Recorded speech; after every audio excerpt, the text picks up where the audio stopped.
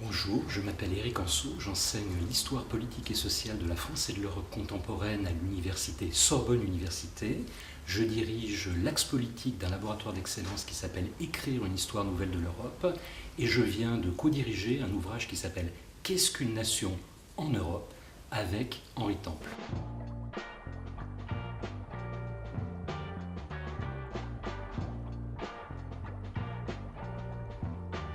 Nous avons eu l'idée de ce livre qui est consacré à la nation en Europe aujourd'hui dans une perspective historique, car nos contemporains se posent beaucoup de questions sur l'idée de nation. Cette idée de nation est extrêmement critiquée. On voit dans le cadre de l'Union européenne que certains appellent à la voir disparaître, que d'autres au contraire veulent que les États-nations jouent pleinement leur rôle. Et le temps semblait venu de placer ça dans une perspective historique. Alors la nation française, en fait, c'est le peuple qui fait corps politiquement. La nation française s'inscrit sur le temps long de l'histoire et elle s'est fortement affirmée, bien évidemment, au XVIIIe et au XIXe siècle, qui joue un rôle déterminant dans la construction de la nation française, comme d'ailleurs de la construction de toutes les nations européennes. La nation s'ancre dans une très très longue histoire. Certains de mes collègues le font remonter au Moyen-Âge.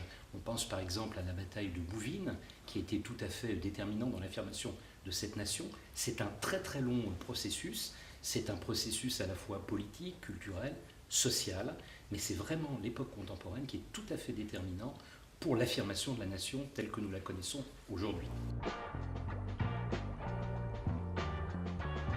Dans le cadre des Lumières du XVIIIe siècle, deux grands philosophes se sont posé la question de cette nation qui était en train de se déterminer. C'est Rousseau d'une part et Voltaire de l'autre.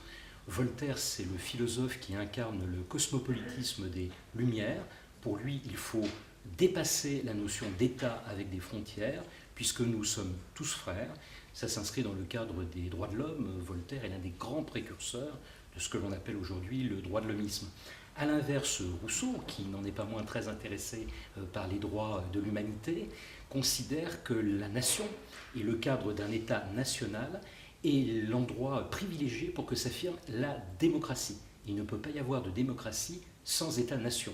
Voilà pourquoi on a tendance souvent à opposer Rousseau et Voltaire par rapport à ce concept d'État-nation et plus largement de nation. La nation est un processus historique et le livre que nous publions aujourd'hui repose en grande partie sur une réflexion autour d'une conférence qu'avait prononcée à la Sorbonne, ici même, Ernest Renan, le 11 mars 1882. Et Renan, qui défendait la nation, disait dans sa conclusion que la nation pouvait disparaître. Le général de Gaulle lui-même, grand défenseur de l'État-nation, considérait qu'elle pouvait disparaître un jour. Pendant longtemps, on a cru cette disparition possible. Il y a un moment historique qui est celui des années 1990, où nous pensions qu'en Europe, ces nations européennes allaient se fondre dans le cadre de l'Union européenne. Nous étions juste après le traité de Maastricht. Et dans les années 2000, nous avons vu ressurgir justement ces États-nations pour lutter contre la grande crise économique, crise systémique. Il s'est avéré que le cadre de l'État-nation était parfaitement pertinent.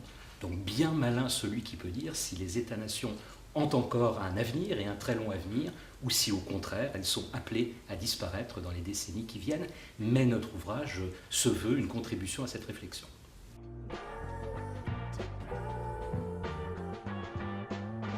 This is the start.